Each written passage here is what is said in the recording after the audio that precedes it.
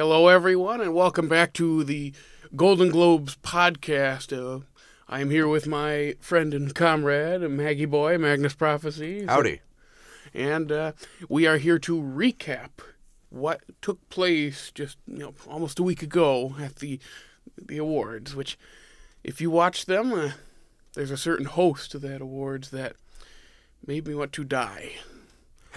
I have no fault with Jimmy Fallon, but that was bad. You know how, like, in early forms of medical treatment, they'd put, like, opposite sides of magnets to people's temples?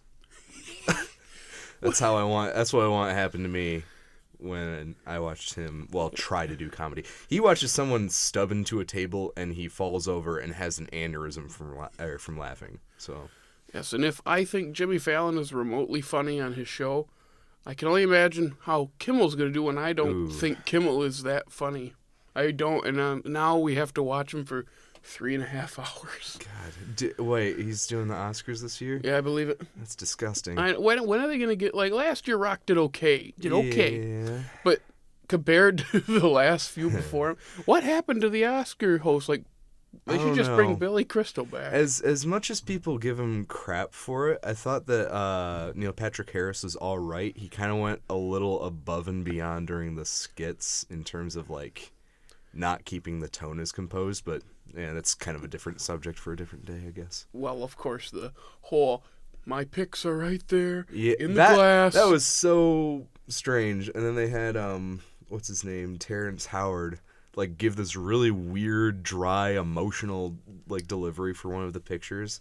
I totally forget which one it was, but it was just so strange. Yeah. But moving on to the Globes of this year, not Sorry. the Oscars of 2 or 3 years ago. Oh, it's that time of year, folks. First, I want to call out, before we do any of the recap, I want to call out a certain performance this year that, while this was not for a motion picture, I felt like it was... I'm making fun of Meryl Streep. And if you all know, she got after... Well, we should just... I don't even have to say the name. Yeah, we know who she went after. Of course. And my thought is, you can say all you want on another platform. Because when you bring politics into award shows, it's like, you just received... She didn't win this award. She received it. The Hollywood Foreign Press awarded her an honorary Cecil B. DeMille Award for her whole career, and she spends it going after a politician. That's how I felt about her speech. It's like, I don't care, if I agree with you or not politically, but this is not the place for it, and this goes for any award show when people just start talking. There was another person who got political in a good way, but as my dad said when he saw a bit of the show, Loki does not know how to tell a short story. Yeah. He just kept going and going, and they didn't cut him off. And I was waiting for the music to pick up, and it didn't. And he gets to the end of the story, and it's like, hey, I'm great. Look at the great thing I do. Let's do this great thing because I'm great. And nothing against him, but that was halfway through, I'm wondering, where are you going with this? A touch gratuitous, maybe. Yeah, that's a good word for it. But really quick on the Meryl Streep thing. Did you see the reaction shot of Mel Gibson and Vince Vaughn? It's great. Yeah, I might. Oh, yes. People have been memeing it to death right now. It's just a faraway shot of Mel saying Vince, and it closes up on his face. Get the cross. It's beautiful. You know why they were next to each other, right? Well, yeah, they're both conservatives, yeah. No. Why they were sitting next to each other? Actually, I don't know. Because Vince Vaughn is in Hacksaw Ridge. Is he? Oh, that's right. That's why. If you're wondering, that is funny. One of the weirdest. He's fine, but the illusion of this movie is destroyed. Whatever was left of it, and this is half hour in, 20 minutes in, it's gone. Because it's like, there's Vince Vaughn. He's supposed to be funny. Oh, he is funny, but not in a comedic way. Yeah. More of a...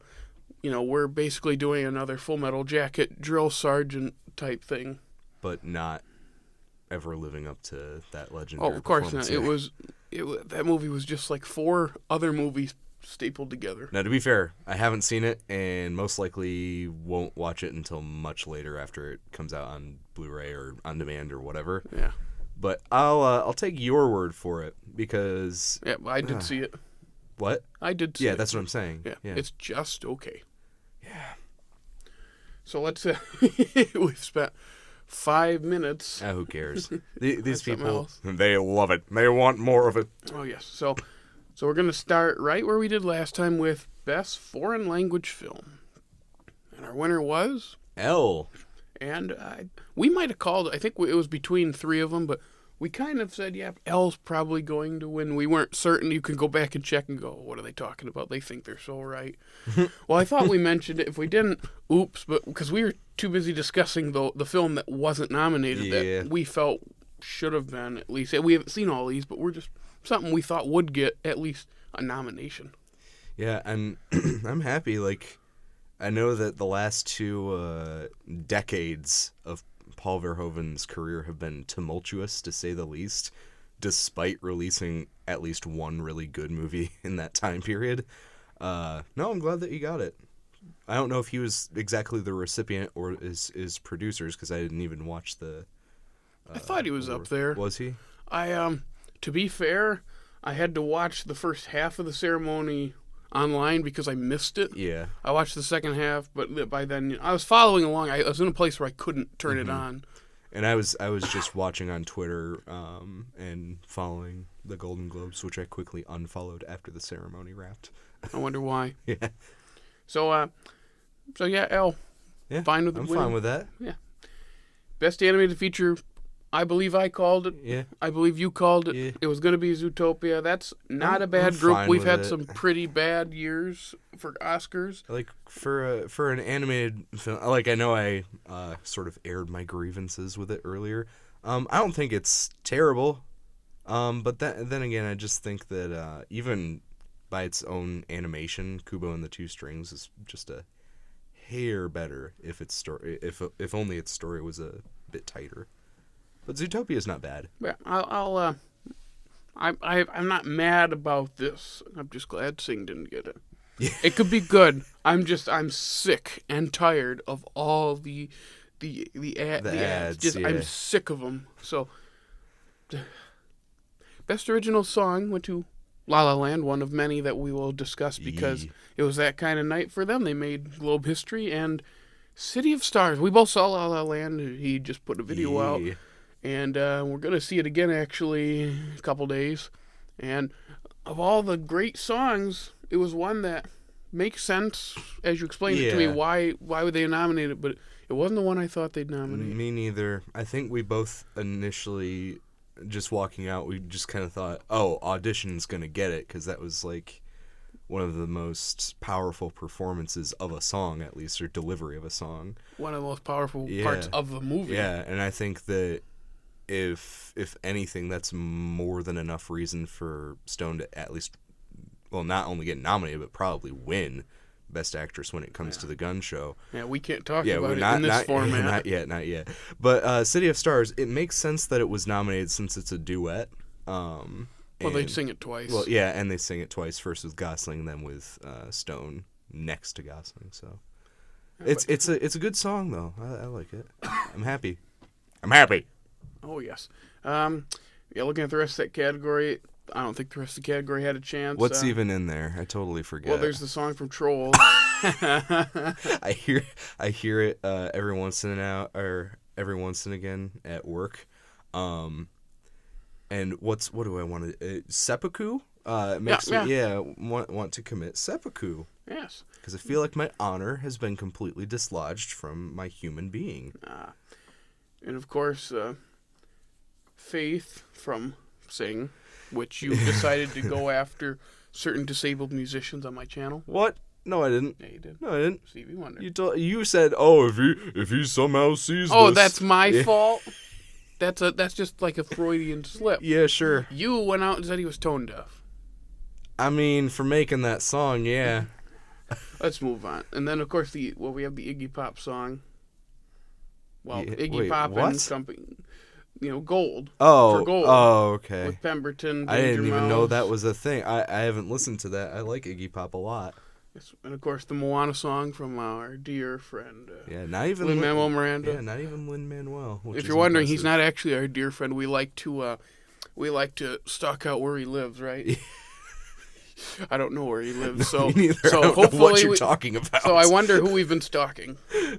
Yeah, it's true. Poor soul, just randomly in New York. Well, we weren't even in New York. Well, yeah, but from the computer. Oh, he's from New York. I'm just assuming. Like I said, I have no idea what you're talking about.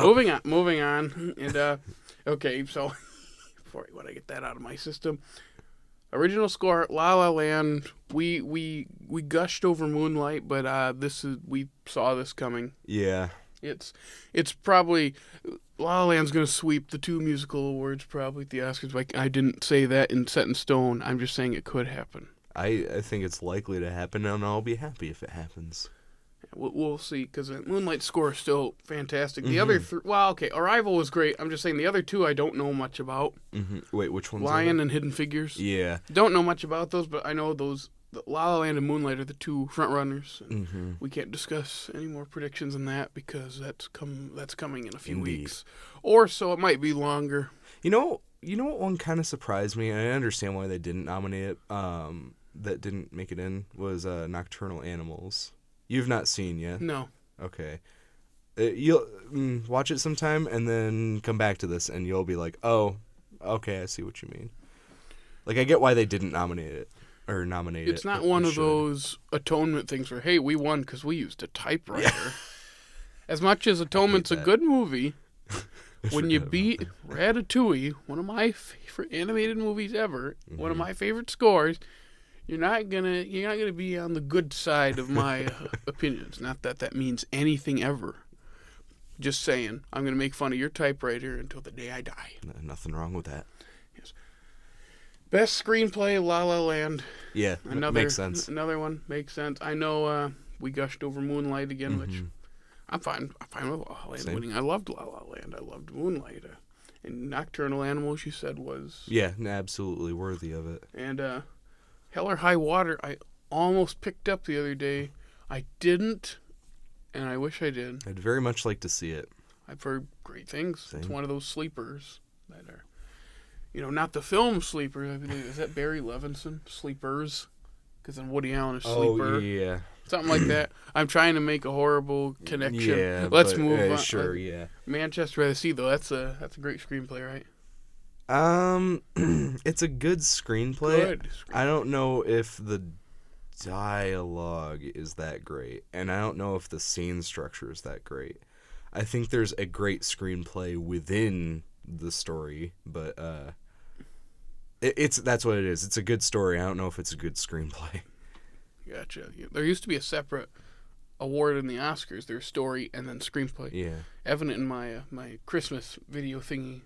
The pandering actually did work if you saw it on VidMe. But see, now I'm pandering to pandering. I was just saying there used to be 2 separate categories, story and screenplay, and I wonder just how hectic it'd be now, because you'd have a film win screenplay and then lose story, and it's like, was our story not good enough? Like, what's the point? What was it like? Was it My Dinner with Andre? It was just a conversation that was so good at one, but there's a story kind of in My Dinner with Andre. You get what I'm saying? It's just interesting, and then I think they combined them. It was just called like story and screenplay. Now it's just screenplay. Well, there's 2 categories. So just an interesting little bit of Oscar trivia. Best director, Chazelle, La La Land. Yeah, totally makes sense. I think we were talking about Barry Jenkins again, and I think we talked about, well, we didn't talk about like on the podcast, but in the end, I believe it was you that said Moonlight. He's good at directing the actors. Yeah. And Chazelle, it's like directing these big, grandiose dance scenes. That's what it is. That's what sealed it for him, and yeah, it's a harder job. I mean, harder doesn't always mean better, but I can see why Chazelle won, and I'm totally fine with it. Yeah, I'm definitely fine with it. I think that, like I say in my own videos, that he makes a lot of risks that pay off. I think Barry Jenkins might, in both direction and screenplay, might have a slight edge in terms of like quality, but that's completely subjective. Oh yeah. Just because it's two completely different directorial styles, but I don't know. Yeah. I'm not disappointed either way. So you're just happy Gibson didn't win. yes, him and his big old Jew-hating beard. That beard. Although he shaved. He did shave, which is a sadness. That's alright though. I really don't understand why Hacksaw Ridge is nominated for Best Director, because he didn't direct We Were Soldiers, but when that gets nothing and then is a better film than Hacksaw Ridge, not saying it's a fantastic film, but We Were Soldiers is better wasn't that Hacksaw Ridge. Directed by the dude that wrote Braveheart? Randall Wallace? Yeah. And he also, I don't know if you'd believe us, but following up his big R-rated gore fest, Randall Wallace then directed Secretariat, I believe. Really? I think he did. What a weird career. Yeah, I know. I don't even know how to explain it. Interesting. But yeah, Chazelle, Best Director. Yeah, I'm fine with that. So now we're gonna go into the acting awards, which starts with the supporting categories, and I'm going to say, first off, supporting actress is stronger than I thought it was. Mm-hmm. I remember not hearing much about anything and commenting on it was always like their filler performances, but it actually is a pretty evened out category. I believe it's Viola Davis. Yes. She won for Fences. Which depends on it. We'll go with Viola. We'll go with that. And I had my dorm mate see Fences, and he said it was a film that without Denzel wouldn't be, it'd just be okay if it didn't have Denzel. Denzel is the best part of the movie. And I asked him about Davis, and he said about her that she's just okay at a couple of those yell scenes that kind of secure a nomination and or win. So that's all I've heard about Davis. Nothing against her. I'm just saying that a little baity. Yeah, a touch. And then I would have liked to see Naomi Harris get it. Just as what did we say? A horrible human being. Oh, awful. In that movie, it plays it perfectly, and I believe the last scene you see her, you're still like, I don't like you in the good way, and right now I really want to like you because you're trying. Yeah, I feel so bad for her, but I hate her in equal measure. So just fantastic performance. And then Michelle Williams, as good as she is, kind of surprises me that she's even on there, because her role in Manchester by the Sea kind of feels like a cameo. Really. How many minutes of screen time do you think we'll be generous and say 15? 15 out of like a 2 hour and some change film. Interesting. Yeah. Well, what did we say about filling up categories? Especially I would say especially the Globes, but this is one supporting category because you can't fill up two. It's not like she's bad. Oh no. Yeah, but it's just like it's like the whole issue with Anthony Hopkins in Silence of the Lambs. Should have been supported. Yeah. But this is even weirder since she already is supporting, but doesn't even have, like, any screen time. Real strange. Yeah. So, and then the other two were Kidman and Spencer, which I don't know much about Lion Hidden Figures. I'm just going to spoiler, it's bait. And Spencer could be good, but it's bait. Mm. It's bait. Of course, I said Loving was bait, and I was kind of right. Yeah, no, you definitely Even though I like Jeff Nichols, or as the Grand Rapids Press, sorry to name you, but you accidentally put Mike Nichols. Oh. I think Mike Nichols died a few years ago. He's a touch rotty right now. So I just read that. I go, Mike Nichols. I go, oh, Jeff Nichols. It was a funny little typo because no one else, anyone else would go. I'm just, they read right over it, and I just go, I don't think it works like that. I think when you die, you're kind of, you can't really make a movie. So yeah, Davis, supporting actress. I'm fine with that. We didn't really talk about her much, but neither of us have seen the film. Yeah. I'm happy though. She seems more than competent. So Supporting actor Aaron Taylor Johnson for Nocturnal Animals. I'm very conflicted about this one. I didn't see that coming. I thought Mahershala had it. Yep.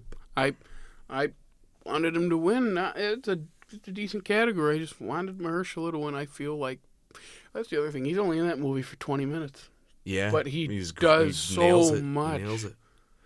It's like the few, like especially the last scene that he's in, I suppose. It's just kind of crushing without bashing it over your head, which I think is really amazing. He was able to do that. Aaron Taylor Johnson, he's actually really great in Nocturnal Animals, but I feel like Mahershala just had so much more to offer emotionally. Harder. Was it a more, I would say, complex role? Because I feel like, from what I've heard, Aaron Taylor Johnson's role is a little bit of a gimme to an actor. Well, yeah, and it's supposed to be stereotypical, like that he's some country bumpkin.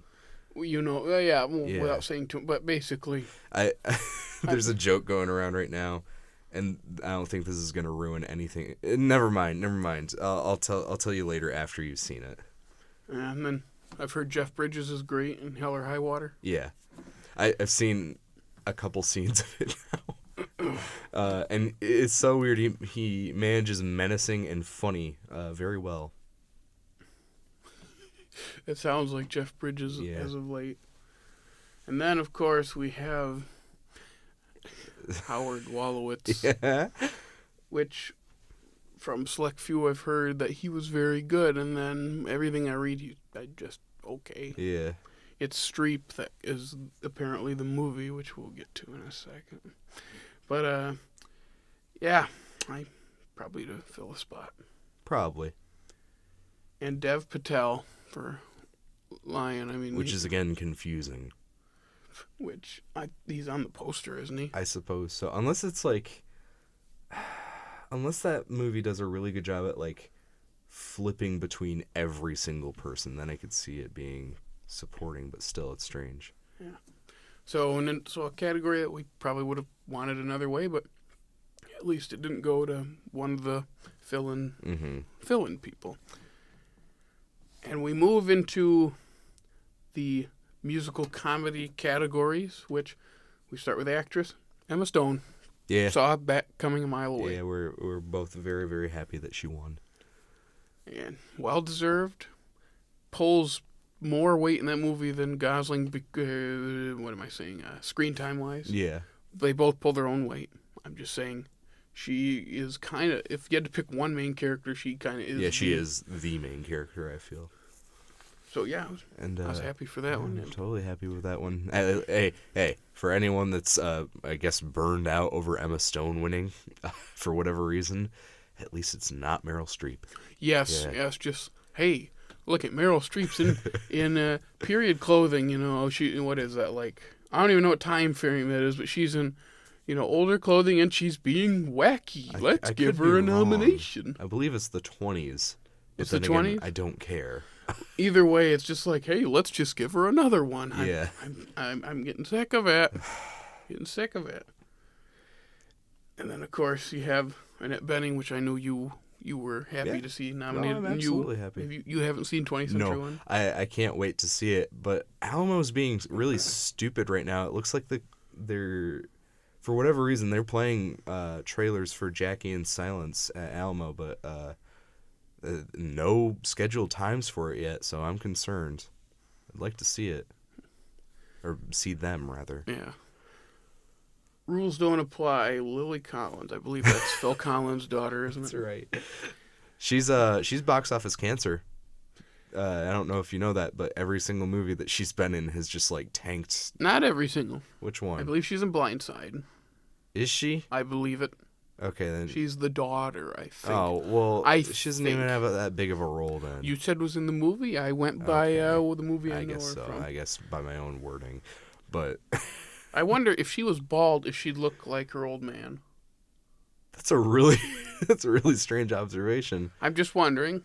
I think I can see where you're coming from. Of course. You think she can sing and play drums at the same time? Let's move on before I Okay, start making yeah. Phil Collins jokes.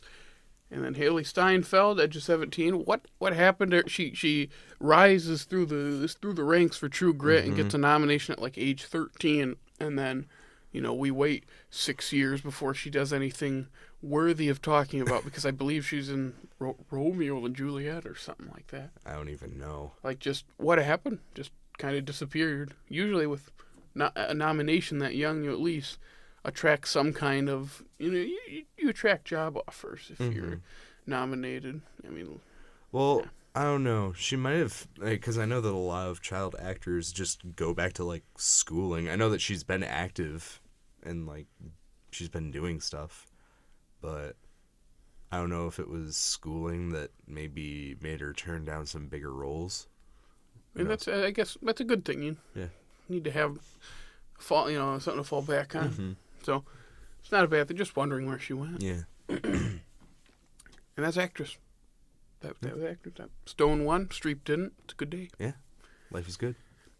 Actor in a musical comedy. Ryan Gosling. Yay. La La Land. Very happy. That category is weird because you have, and I'm not going to say names just yet, you have a role that you said was good, but it's weird that it's a comedy. Yeah. You have a role that I don't know much about him because it's all about Streep. You have a role that is filler, and then you have another absolutely. role that everyone's going to complain he should have won, even though it's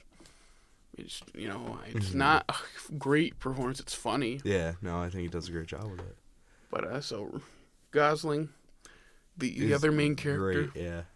And I think you mentioned about him and Stone singing. It's not super, super professional singing, No, and not that's at what all. makes it hit closer to home, because it's like if random people just broke out into song, which this is not the first musical to do that.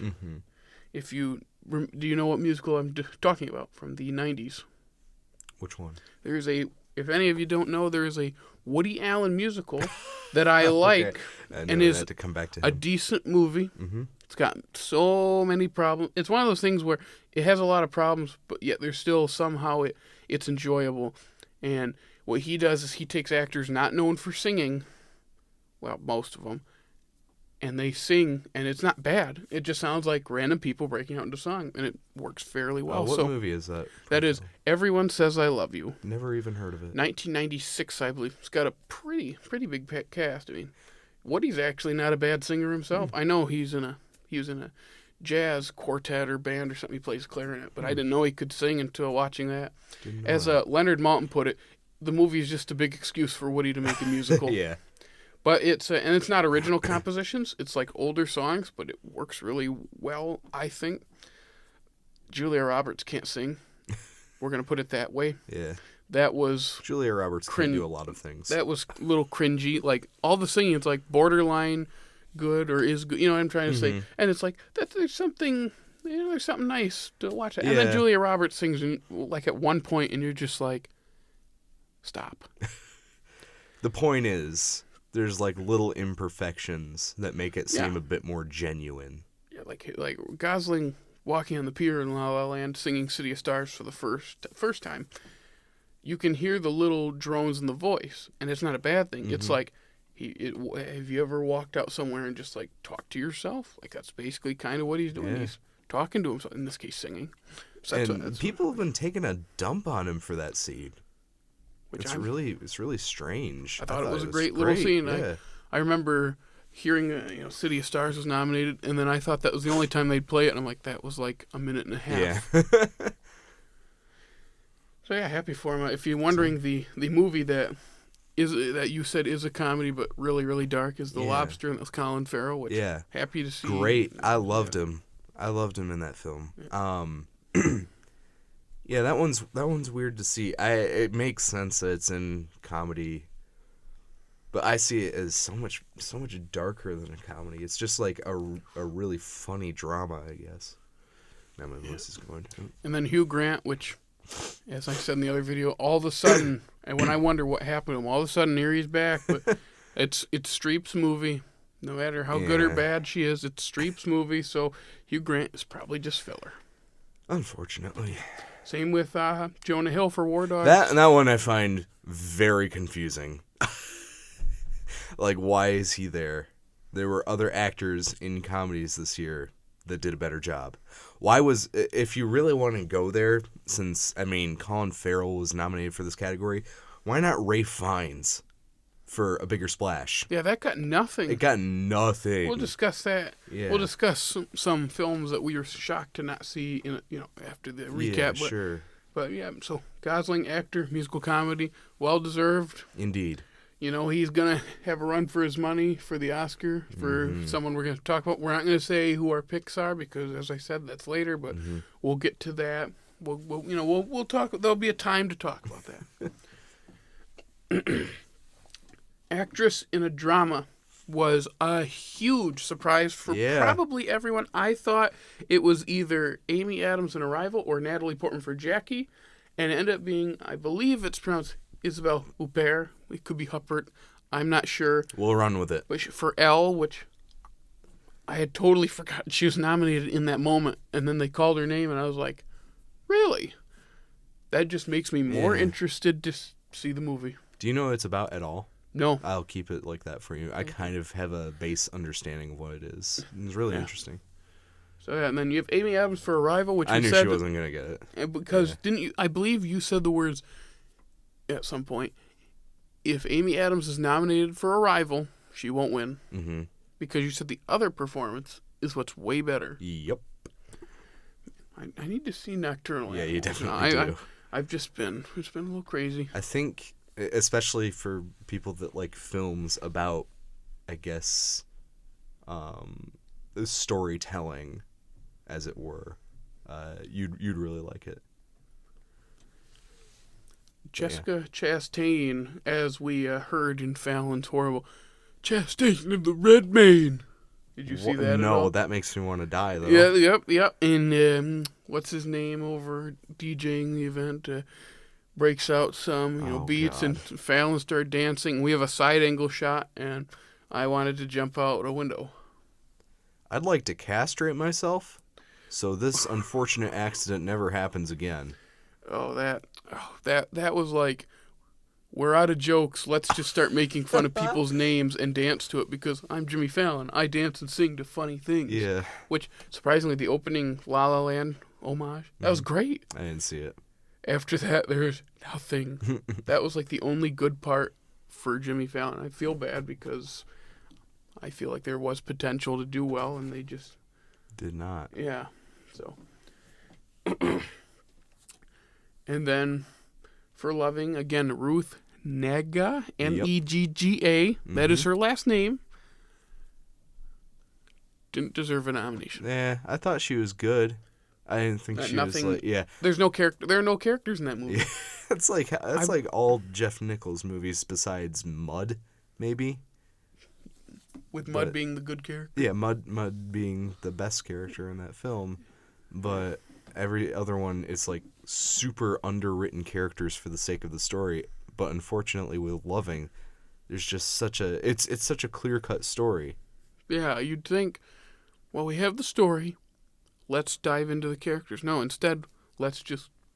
There's not even when you talk, the civil rights era.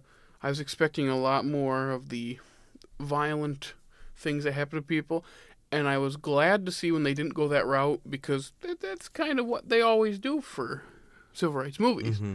And I feel, and that's what it's funny because that's what Selma a few years ago did well, but didn't develop anything really else. So in this film, it's like, so you take out that edge to it because that's not what kind of movie it is, but now you have no characters. I'm just wondering, what are we going at? We're not focusing we are focusing on the characters, but we're not developing or giving insight into these characters. I looked at this list right before we started recording, and I forgot what both of their first names were. I think during the movie, I didn't even know what their names were. I was just like, that's Joel Edgerton, and that's... Now to be perfectly frank, Joel Edgerton looks like picturesque of the dude that he's playing. Oh, yeah. Yeah. Yeah, and he did do a good job. Yeah. But there's no character. Yeah, that's the unfortunate bit, too. It's not like she's bad. She just holds with whatever strength that she has, holds the film up, because so much of it is focused on her while Joel Edgerton's doing other things. That's true. There are times we're sitting there like, what's going? I have no idea where this is going in a bad way. This is a movie where you have to kind of know what direction it's going, and there's just scenes of just nothing. Mm-hmm. Like I said, should have been an hour long, not 2 hours. Two and some change. Yeah. Anyway, we're being really harsh on it. I think just because we were confused. It's a very okay. Yeah, very, very complicated, we'll say. Yes. And of course, to wrap up the category, the person I thought actually would take the cake was Natalie Portman for Jackie, which, as we said, that trailer convinced me otherwise of it being good or not, because I originally thought it looked okay, and then that trailer, it was like, wow. I didn't know it was Pablo Larraín when they first announced it, and the poster immediately made me say, ick, no thank you. But that trailer? Not the trailer, sorry, the poster. Yeah, I'm saying, but that trailer. Oh, that trailer, yeah. That trailer was great. Like, wow. Yeah. Even, I'm going to say this now, when I first saw the trailer for A Monster Calls, I laughed, because one, I thought it was kind of a dumb title. And two, I thought it was just going to be another one of those super on-the-nose symbolism driving the movie. From what I've heard, it's a good movie. Mm-hmm. I've heard good things. I have too. I still don't. I don't care if it's the book title. I don't think it's a good title. Yeah, that's my opinion. I can understand. I laughed at the title because it totally didn't fit the trailer. It might fit the film, but I laughed. I was just putting it out there. I laughed. Nothing wrong with that. Moving on. So yeah. Huppert, whatever one it's supposed to be. I've always called her Huppert, but that's probably just my big, dumb American accent getting in the way of things. Well, you are big, and you are dumb, and you are American. All three things of these are, all three things are true. No, you're American, all four of these things. Yeah. Anyway, actor in a drama, the one I knew was going to win. Yeah. From everything I hear, and you said he was deserved. Very well. The best part of that movie, Casey Affleck, Manchester by the Sea. Did you hear, unfortunately, he's been accused of being a toucher recently? When did that happen? Apparently in 2010 with the documentary with Joaquin Phoenix. What's it called? Or I'm Still Here? Yeah, that's the one. That mockumentary. Excuse me. That rap career for Joaquin Phoenix, right? Apparently there's some allegations of maybe getting a little sexually overzealous with some crew members. Yeah, I know, which kind of shook me a bit. I was like, that doesn't seem to be like him at all. That's besides the point, though. I think that he gave a wonderful performance. I think you're bringing it up because sometimes when you're in the running for, he's going to be nominated. Oh, for sure. When you're in the running, a lot of times these things pop up as if to hurt you. Mm-hmm. If only Jupiter Ascending would have destroyed Eddie Redmayne's chances. But instead, we got that atrocity. Yeah. Anyway. It's like a weird reverse of Nate Parker for that unfortunate mess of a movie, Birth of a Nation. But I don't think it's gonna wreck his chances. I think he'll he has a strong chance of being nominated. There you go. Of course, we talked about Joel Edgerton already. Mm-hmm. Andrew Garfield. Again, haven't seen it, but the trailer alone just is hilarious. Does he become his character? Yes. Most of the movie, are you kind of laughing at this character? Mm-hmm. At the end of this movie, which does not tie itself up very well, that's sad. You're just like, okay, that's it. Shouldn't be Globe nominated. Yeah. If anything, the one performance in the film that, while overdone, and while you've seen it a million times, but if you're going to give an acting nomination to a movie, Hugo Weaving. Playing his father. He's only in the first half hour, 40 minutes or so. Does a great job. Mm-hmm. That's what I have to say. If you're going to nominate someone from that movie, that's the one. If I don't know for sure if he was award-worthy compared to what could have been nominated, but if you're going to nominate someone from that movie... Might as well be him, right? Yeah, so we're just gonna move on from Andrew Garfield. I'm sorry, really quick. It's funny that he's his dad in that movie when they're only like 18 years apart, probably. Okay, Well, then again, 18 years apart. That might be somewhat period accurate then. What, 18 years? That's nothing. Yeah. Everyone these days is running off and getting married right out of high school and having kids and all that stuff. Know. It's just real. Now, weird if you were to say like 10, or in the case of like Tom Hanks and Sally Field and Forrest Gump, like 6. Well, that happens in Nocturnal Animals. Amy Adams' mom, I believe it's Laura Linney that plays her, is like, what, 10 years older than her? So at least it's not 5. Yeah. Where it's like, hey, you right. guys were like 2 years away from being in high school together, and yet you're playing a mother and son. Or what's it in what's the one with I'm trying to remember the name. It's McConaughey in the past, cop, son's trying to find out if he actually committed a murder or whatever. What is that? It's a somewhat Western, not really. Frances McDormand's in it for a half second. You showed it to me. I did? Yeah. Oh, Lone Star. That's the one. Yeah, one of the fathers is actually like 10 years younger than the son. That's right. I was trying to think because I never associate Matthew McConaughey with that movie. Yeah. There's another example of good story screenplay. Execution even. Still, though, if you haven't seen it, the ending made me traumatized a little bit and made you second guess what you just saw. Yeah, for sure. It's just interesting. Sorry to go off on such a weird tangent. Makes sense, though. It's one of those things where it's like, what? He's like 10 years younger than the guy playing his son. I understand if it's like a 4 or 5 year older, but you're 10 years younger. It's interesting. Man, we went off. Yeah, that's all right. Viggo Mortensen was next. I still want to see Captain Fantastic. Again, a lot of clips that I've seen of people. He's trying to explain sexual intercourse to his like 6-year-old daughter, and it's the most dry humor I've seen in a while. It's really something to behold. And then Denzel for Fences, which I've heard great things. I can say this: I think he's going to get nominated. Probably. Oh, yeah. I think he'll get nominated. I don't think. Who knows what I think? Who knows what I think? Don't say anything. So yeah, that's actually other than Garfield. That's a good category. That's a really good category. You know, the acting categories aren't awful. Like they've been in the past. It's been like 1 winner and 4 filler. But it's not been bad. Casey Affleck. When you get to the Oscars, it's much more shaved down. Of course, that means you cut out people who should have been nominated. Ralph Fiennes for Grand Budapest.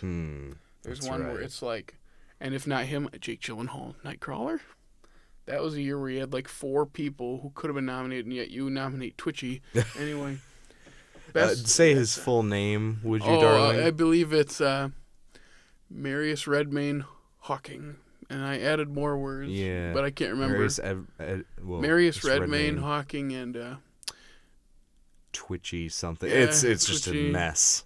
Yeah, it gets pretty muddled on what I'm supposed to call him, because I don't want to call him by his real name because it just makes me mad. Best Picture, musical or comedy. I wonder what it was going to be. Yeah, same. In a category that could possibly be competition. Why is this nominated? Really, why is this nominated? And then, that's a nice little addition. This is filler, the category. Yeah, a lot of it seems. So La La Land won. I was very happy. 7 for 7, most in Golden Globe history. And that's crazy. I believe it's only the 6th film in history to win all it's nominated for with at least 5 nominations. That's crazy. I believe it's that, and it's been a while since...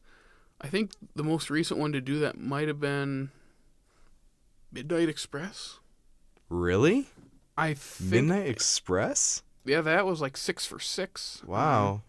I'm looking at it. I'm going to look for it right now. Yeah.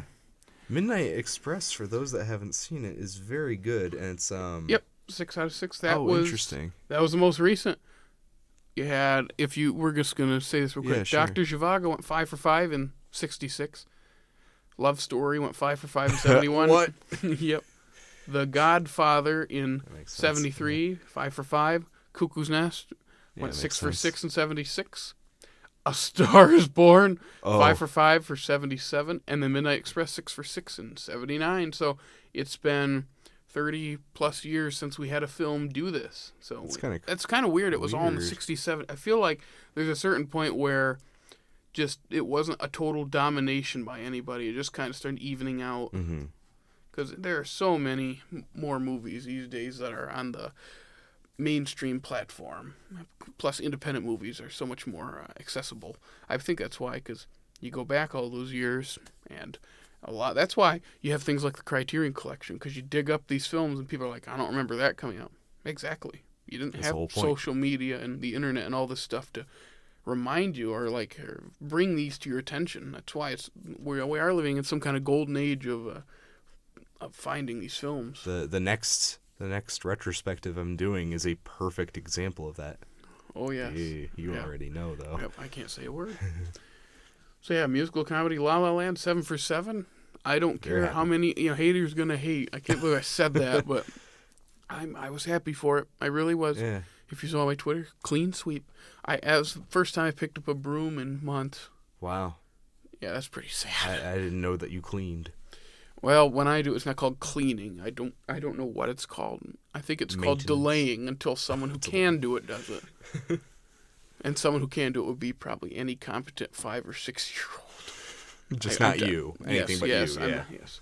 So, 20th Century Women. Mm-hmm. I'm happy. I haven't seen it yet. I'd like to see it. And Deadpool. That's yeah. I'm happy.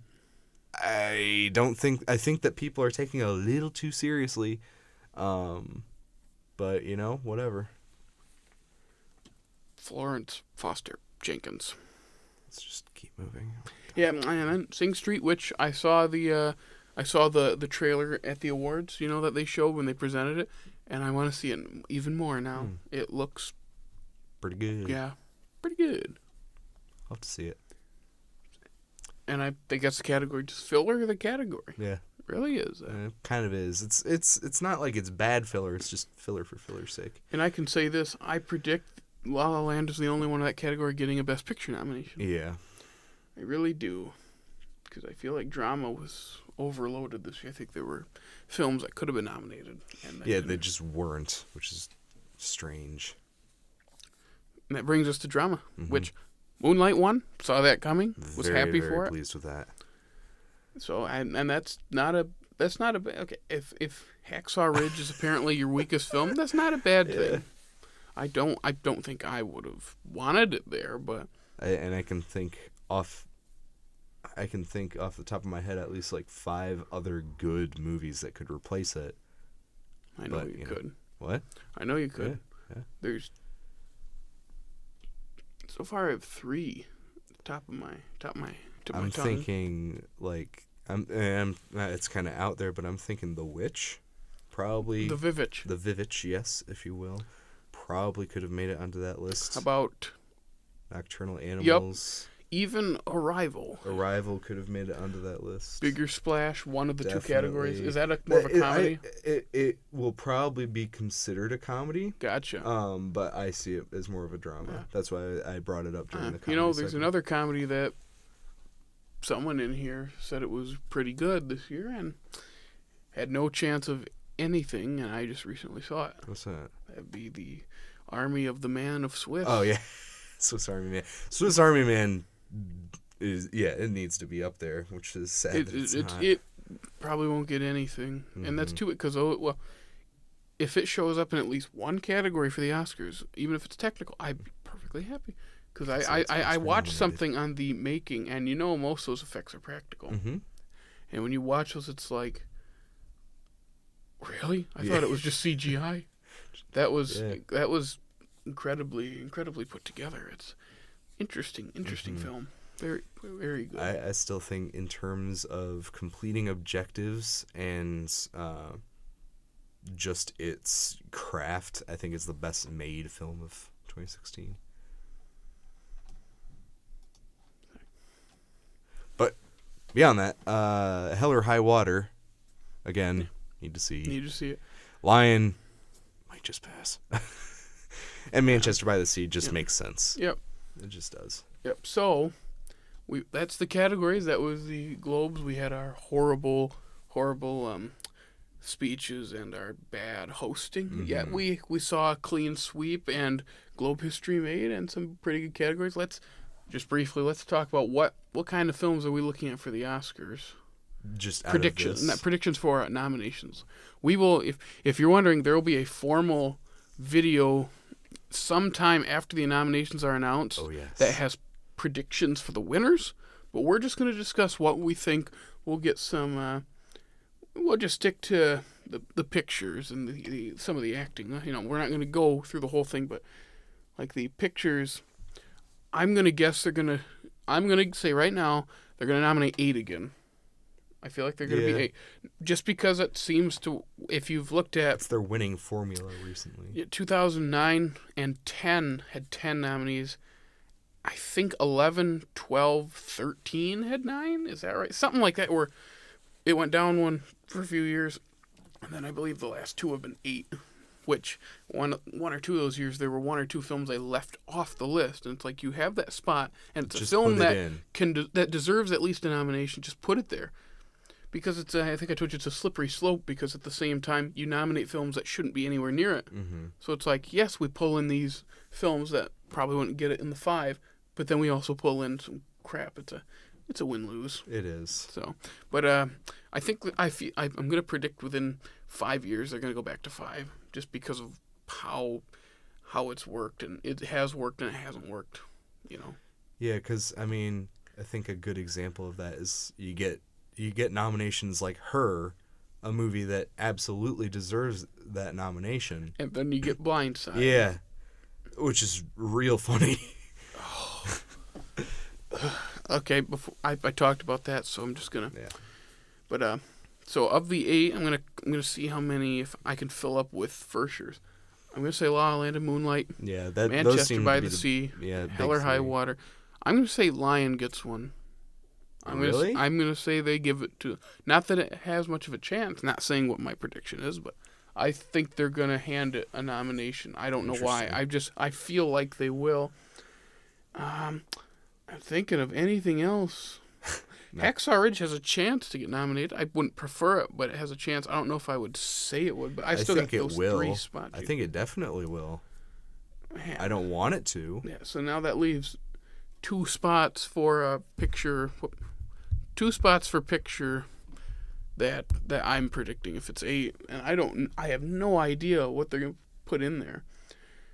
Because if it's Arrival, I'll be fine. If it's Nocturnal Animals, I'm pretty sure you'd be pretty happy. I'd be very happy with that. Imagine something like A Bigger Splash. All the, no Globe nominations and then a couple Oscar nominations. That'd be really Could. nice. I don't think it will, but from just there's no buzz about it. But And maybe they'll get the greatest nomination of all, which is revoking Dakota Johnson's SAG card. they did that? No, I'm just kidding. I want that to happen. I was gonna say. I was also about to be happy. You think Jackie will get nominated? It's a possibility. I don't think it will. See, that's the thing. It's like we're at 6, and we're already stumped because we're like, if the Globes, while they're the rough draft, like, it's like, do we?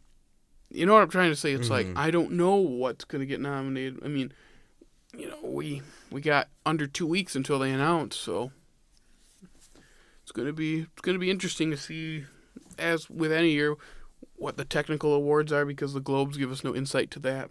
The acting awards, we can kind of boil it down. Like, we know Affleck will get nominated. We know Gosling will. Denzel will probably get nominated. I think they will nominate Joel Edgerton. And if I had to choose number 5, I think they'd either go Mortensen or Garfield. I feel like they're going to just take from the Globes. I think it'll be more Garfield. And unfortunately, actress, Adams will for something. Yep. And then Portman will.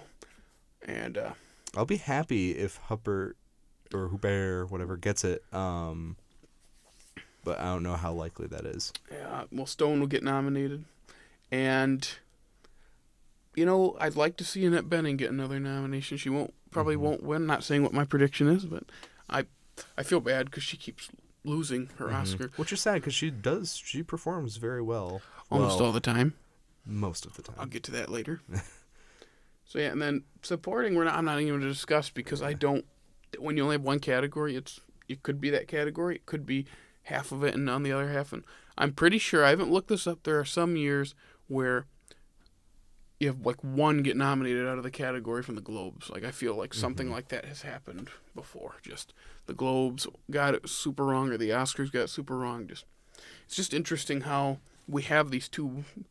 Well, this is fairly big. This is more of a TV as well. This is like the big night for TV, even though they have the Emmys. And then it's kind of like it's a precursor for film. Like the BAFTA nominations just got announced too, so that's coming up. We're probably not going to do a podcast. It's not. the BAFTAs. You choose. I find them interesting. But choose the British film. That's how that always works. Yeah. So, and I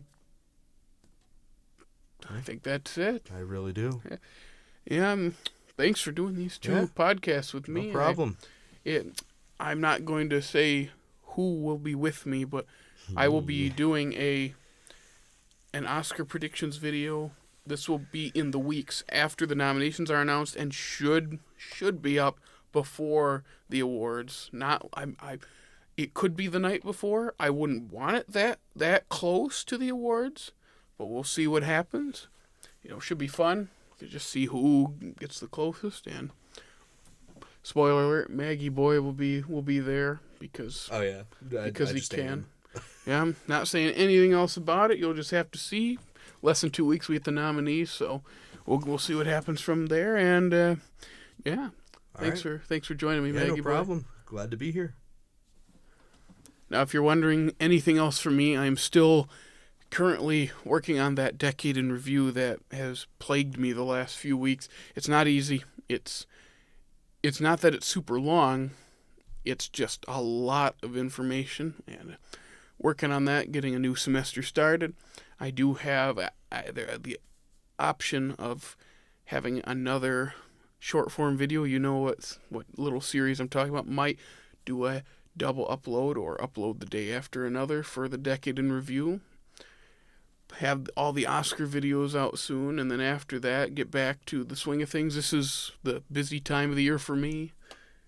This is my first year, so it's kind of new, but at the same time, this is like, as I said before, my Super Bowl time, where everything's kind of happening at once.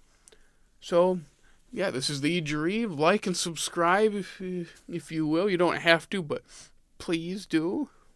And catch you later.